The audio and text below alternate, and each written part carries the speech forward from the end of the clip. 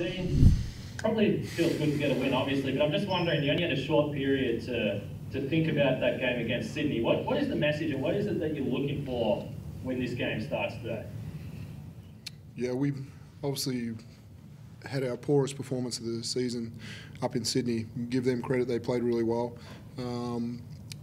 But I think we try to stay pretty level as a team, win or loss.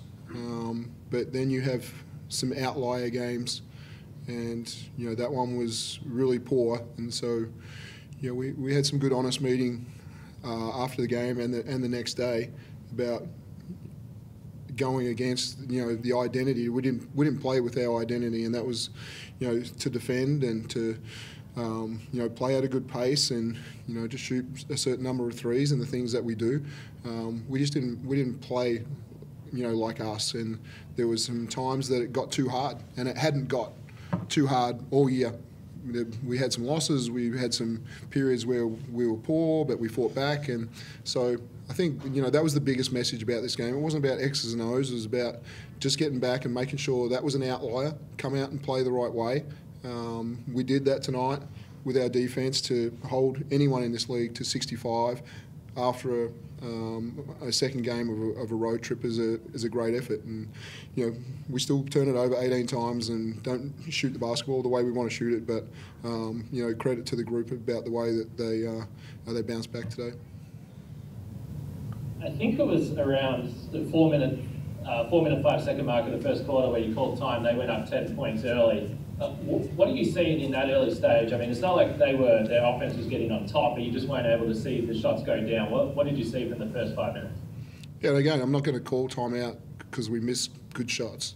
I'm going to let that roll through. But second chance points was a key focus for us tonight, and I call another timeout. What was it, a minute into the half or something like in another quarter, and it was just that. It was just like we hadn't committed to the box outs. We weren't physical enough up in Sydney, and so they wanted me. They asked me to hold us more accountable to the things that you want. And I thought I turned around and did some of those things tonight at different times in the game. But we want the group to be better at holding each other accountable. And I think if we get to that point, I don't have to call timeouts to talk about the effort area of rebounding. As far as on the offensive end, Jock obviously had a pretty efficient night tonight, 7 to 10 from the floor. I think I asked you last week about how does he free himself up to get those shots when he's seeing those automatic doubles, but how do you think he handled the half-court offense tonight and what they were trying to throw at him? Yeah, obviously we got some of their bigs in foul trouble, so there was times that we had probably a greater advantage than we've had in other games.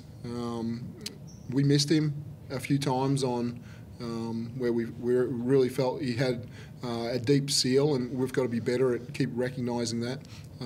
We tried to play big when they went small at different times to have Joe and Jock on the floor together, where they could really try and work post ups.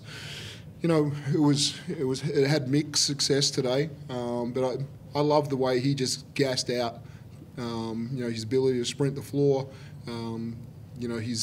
His face-up game a little bit and shooting some mid-range jumpers. He hits the three. So again, if we can get him another 5-6 attempts each game, and he sees the double team and moves the basketball, it's going to be great for us.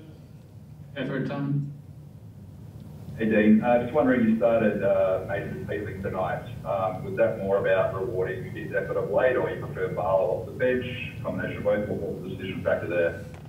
Yeah, a couple of things. I think Mace has really earned it, and he'd been recognised within the group for his efforts and how he plays towards our trademark and who we are. So I've got to continue to reward those things. If the group recognises his efforts, and Barlow hasn't shot the basketball the way he'd like to shoot the basketball over the last 4 or 5 games, and then we've got a couple of guys coming back soon, and I think getting Barlow just comfortable back in that role of coming off the bench and giving Mason that opportunity. We hadn't started games well, and I thought just a youthful energy out there may be a little bit of a circuit breaker for that group. And In terms of Jack and Scotty's recoveries, are they both still on track as far as you know? Yeah, I thought they had great. I sat and watched their workouts before the game today. Both I thought were working at a high level. Jack still a little bit restricted in how he catches the basketball, so he's got to get just his catching right. Scotty moved pretty freely, so there's a good chance by the end of next week that they have an opportunity to play. Any final questions, guys? Oh, good. Thank you. Now you got to ask Sammy Mack a question. Nah, they don't. He's having a baby. They don't. You got to ask something. I'll ask Sammy Matt a question. Tom here. Look, Sam, you're obviously one who's benefited from some other guys being out this season, but you're also playing with a lot more confidence. How are you reading the game this season as compared to last, and how much are you enjoying being a part of this group right now? Yeah, enjoying it a lot. Getting more opportunity this year than last year, obviously. I'm just trying to play my role. Dean puts me out there to try and play good defense on opposition guards and knock down open shots, and that's all I'm out there trying to do. Nothing more, nothing less. So credit to the coaching staff and credit to my teammates for believing in me and trusting me to do those things when I'm out there on the floor.